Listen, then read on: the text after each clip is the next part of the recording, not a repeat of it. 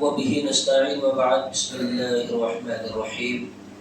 الرحمن علم القرآن خلق الإنسان علمه البيان وقال لا تجد قوما يؤمنون بالله واليوم الآخر يوادون من حاد الله ورسوله ولو كانوا آباءهم أو أبناءهم أو إخوانهم أو عشيرتهم. تمام قسم کی تعریفات اللہ رب العزت ہی کے لیے لائق و والے حضرین. الحمدللہ بعد نماز تراویح کے درس قرآن کا جو سلسلہ چل رہا ہے، آج کی تراویح کے اندر ہم نے سورہ رحمان سے لے کر سورہ ممتحنہ یعنی 27واں آدھا اور 28واں آدھا تلاوت کیا ہے. تو یہ جتنی صورتیں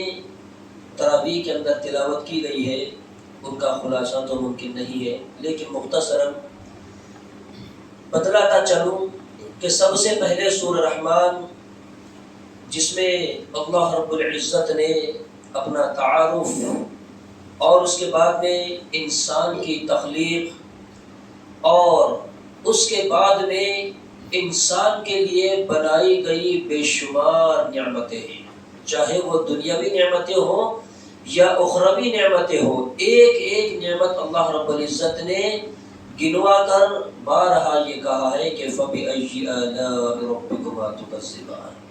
تم اپنے پروردگار کی کون کون سی نعمتوں کو جھٹلاؤ گے. یعنی انسان کے پاس میں کوئی چارہ کار ہی نہیں ہے کہ وہ اللہ رب العزت کی کسی نعمت کو جھٹلا سکے. اور اللہ کی ذات کے علاوہ کون ہے جو انسانوں کو جو ہے اتنی ساری نعمتوں سے نواز سکتا ہے؟ تو یہ اللہ ہی کی ذات ہے، رحمان ہی کی ذات ہے کہ جس نے انسانوں پر اتنے سارے انعامات و احسانات کیے ہیں، اور جنت جیسی عظیم الشان اور بیش بہا نعمتیں جو ہے جس کا انسان جو ہے تصور بھی نہیں کر سکتا، وہ ساری نعمتیں اللہ رب العزت نے جو ہے انسان کے لیے پیدا فرمائی ہے. اور اس کے بعد آگے چل کر سورہ واقعہ ہے. تو اس سورہ مبارکہ کے اندر اللہ رب العزت نے قیامت کا وقوع یعنی قیامت جو ہے یقیناً واقع ہونے والی ہے. لیس لوقعتها کاذبہ،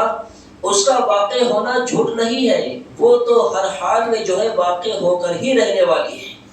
تو جب یہ واقع ہو جائے گی تو اس دن اللہ رب العزت جو ہے 3 طرح کے گروپ بنائیں گے. لوگ جو ہے 3 ٹولیوں میں بڑھ جائیں گے.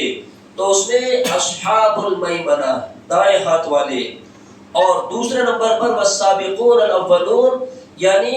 جو سبقت والسابقون السابقون اولئک المقربون، یہ اللہ کے مقرب ترین لوگ جو پہلے سبقت کرنے والے ہیں، ایمان میں جنہوں نے پہلے سبقت کی تھی. اور تیسرے نمبر پر ہے وَأَصْحَابُ الشِّمَالِ مَا أَصْحَابُ الشِّمَالِ یعنی وہ بدنصیب جو بائیں ہاتھ والے ہوں گے. تو 2 گروہ یہ اللہ کے مقرب ترین ہوں گے جنہیں جنت دی جائے گی، اور تیسرا والا جو گروہ ہوگا وہ اپنے بداعمالیوں کے نتیجے میں جو ہے جہنم میں داخل کیا جائے گا. اور اس کے بعد آگے چل کر سورہ حدید جس میں سب سے پہلے اللہ رب العزت نے اپنی قدرت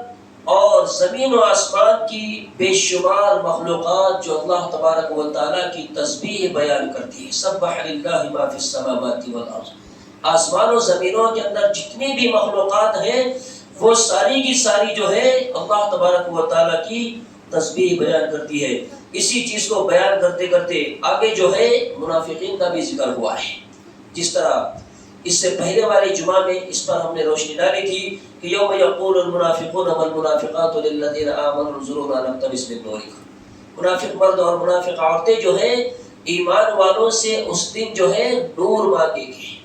اور ان کو کئی طرح کے واسطے بھی دیں گے کہ ہم دنیا میں تمہارے ساتھ میں تھے، ہم تمہارے ساتھ اٹھتے بیٹھتے چلتے پھرتے الغرض بے شمار کام ہم نے تمہارے ساتھ میں کیے ہیں، تو کیا تم ہمارا ساتھ نہیں دو گے؟ تو اس دن منافقوں کو جو ہے دھتکار کر کہا جائے گا کہ قیل ارجعوا وراءکم فالتمسوا نورا، جہاں سے آئے تھے وہیں جاؤ اور وہیں پر جو ہے روشنی اور نور تلاش کرو. تو یہ ان کی بدبختی کی علامت ہوگی کہ اللہ رب العزت جو ہے انہیں اس نور سے محروم کر دے گا. اور آگے چلنے کے بعد یہ سورہ حدید، حدید کا معنی ہوتا ہے لوہا، تو لوہا اللہ ہی نے پیدا کیا ہے اور اس کے اندر بے شمار فوائد جو ہے انسانوں کے لیے پیدا کیے۔ آج ہماری بہت ساری ضروریات، گاڑی ہے اور اس کے علاوہ جو بھی ہم کام کاج کرتے ہیں اس میں اس لوہے کا استعمال ہوتا ہے۔ تو یہ لوہا بھی جو ہے یہ کسی کی فنکاری یا کسی کا اس میں کمال ایسا ہرگز نہیں ہے، بلکہ اللہ نے لوہے کی بھی کھدانیں پیدا کی ہے، انہی کھدانوں سے جو ہے اللہ رب العزت جو ہے انسانوں کے لیے لوہا مہیا کرتا ہے۔ اور اس کے بعد آگے چل کر سورہ مجادلہ، مجادلہ یعنی بحث و تکرار کرنا۔ قد سمع اللہ قول التي تجادلك في زوجها، ایک عورت جو ہے حضرت خولہ بنت ثعلبہ بن مالک، یہ اللہ کے رسول صلی اللہ علیہ وسلم کی خدمت میں حاضر ہوئی اور اپنے شوہر کی جو ہے شکایت کرنے لگی۔ ان کے شوہر نے جو ہے ان سے زہار کر لیا تھا۔ زہار یعنی اپنی بیوی سے یہ کہنا انت علی کظہر امی، تو مجھ پر جو ہے میری ماں کی پیٹھ کی طرح ہے۔ اس طرح بولنے سے وہ جو ہے طلاق واقع ہو جاتی تھی، اس طرح ان کا خیال تھا۔ تو اللہ رب العزت نے جو ہے اس بات کو رد کرتے ہوئے کہا کہ تمہاری اصل جو مائیں ہیں وہی تمہاری مائیں ہیں۔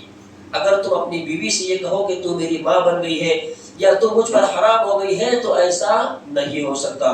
لیکن کوئی انسان اگر نادانی میں ایسا کر لیتا ہے تو اس کے لیے یہاں پر 3 آپشن دیے ہوئے ہیں۔ جس نے ایسا کر لیا تو اس کو جو ہے ایک غلام آزاد کرنا پڑے گا، اور غلام اگر آزاد نہیں کر سکتا تو کم سے کم 2 مہینے مسلسل اس کو روزے رکھنے پڑیں گے، اور اگر یہ بھی نہیں کر سکتا تو 60 مسکینوں کو بہترین طریقے کی وہ غذا مہیا کرے گا، ان کو کھانا کھلائے گا۔ اور آگے چل کر اسی سورہ مبارکہ کی آیت کریمہ جس میں اللہ رب العزت نے ایمان والوں کو ایک خاص طرح کی تنبیہ کی ہے، فرمایا لا تجد قوما یؤمنون باللہ والیوم الآخر۔ اللہ کے رسول صلی اللہ علیہ وسلم سے کہا گیا کہ تو کسی قوم کو نہیں پائے گا کہ جو اللہ اور یوم آخرت پر ایمان رکھتی ہو تو وہ ان لوگوں سے دوستی کرے گی جو اللہ اور اس کے رسول صلی اللہ علیہ وسلم کی مخالفت کرتے ہیں۔ آسان لفظوں میں اگر اللہ نے ہمیں ایمان کی دولت سے اگر نوازا ہے اور واقعی میں ہمارے دل میں ایمان ہے، ایمانی جذبات موجود ہے،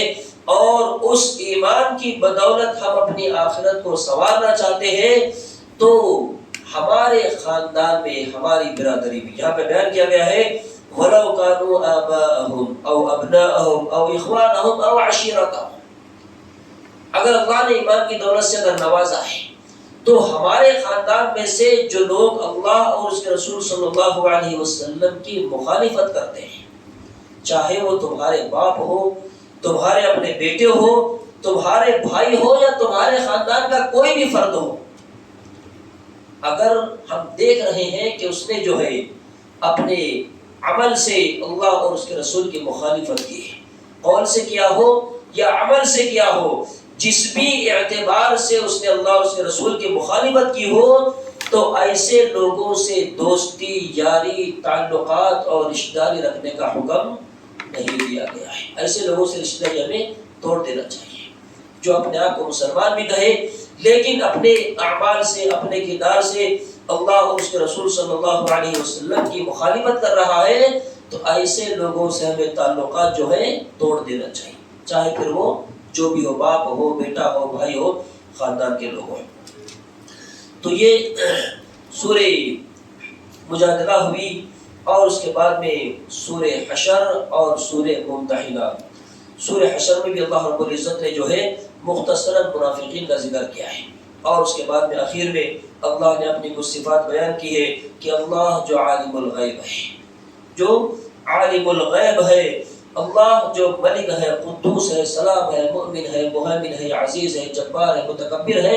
یہ ساری اعلیٰ، عمدہ اور بلند صفات صرف اور صرف اللہ ہی کی ذات کے لیے لائق و استوار ہے۔ آگے چل کر سورہ ممتحنہ جس میں اللہ نے کہا کہ یا ایھا الذین آمنوا لا تتخذوا عدوی وعدوکم اولیاء، اے ایمان والو تم میرے اور اپنے دشمنوں کا اپنا دوست نہ بناؤ۔ یعنی اہل کفر اہل شرک سے دوستی اور یاری رکھنے سے اللہ نے منع کیا ہے کہ جس نے تم کو اور تمہارے رسول کو اپنے گھروں سے نکالا، تمہارے مالوں سے، تمہاری جائیدادوں سے بے دخل کیا، ایسے لوگوں سے دوستی یاری رکھنے کا کوئی حکم نہیں ہے، ایسے لوگوں سے تعلق ختم کرنے کا حکم دیا گیا ہے۔ اور ساتھ ہی ایمان والوں سے یہ بھی کہا گیا کہ جب مومن عورتیں ہجرت کر کے تمہارے پاس میں آئے تو تم لوگ جو ہے ان کی جانچ پڑتال کرو اور ان کے ایمان کو دیکھو، اللہ ویسے بھی ان کے ایمان کو جاننے والا ہے۔ تو ایمان والوں کے ساتھ ساتھ اللہ کے رسول صلی اللہ علیہ وسلم کو بھی حکم دیا گیا ہے، اے نبی، مومن عورتیں جب تمہارے پاس میں آئے اور تم سے بیعت کریں کہ وہ اللہ کے ساتھ کسی کو شریک نہ کرے گی، چوری نہیں کرے گی، زنا نہیں کرے گی، اور اپنے اولاد کو قتل نہیں کرے گی، اور کسی پر بہتان نہیں باندھے گی، تو معروف طریقے سے تم لوگ جو ہے ان کو اپنے پاس میں رکھ لو۔ تو یہ احکامات ان آیات اور ان صورتوں کے اندر دیے گئے ہیں، تو مختصراً یہاں پر بتلایا گیا ہے، لیکن ہم کوشش کریں کہ ان آیات میں اللہ رب العزت نے جو ہے ہماری زندگی سے جڑے ہوئے بہت سارے احکامات کو یہاں پر بیان کیا ہے۔ تو ہم کوشش کریں جس طرح ہم قرآن کو سرسری انداز میں رٹا مار کر پڑھ رہے ہیں، بس تھوڑی سی کوشش کریں کہ قرآن کو ترجمے کے ساتھ اور تفسیر کے ساتھ پڑھنے کی بھی کوشش کریں۔ اللہ رب العزت سے میں دعا کرتا ہوں الہ العالمین جو احکامات قرآن و سنت میں بیان کیے گئے ہیں، اللہ ہم پر فرض ہونے کی حیثیت سے وہ سارے احکامات کو سیکھنے، پڑھنے اور اس کو عمل میں لانے کی توفیق عطا فرمائے۔ آمین۔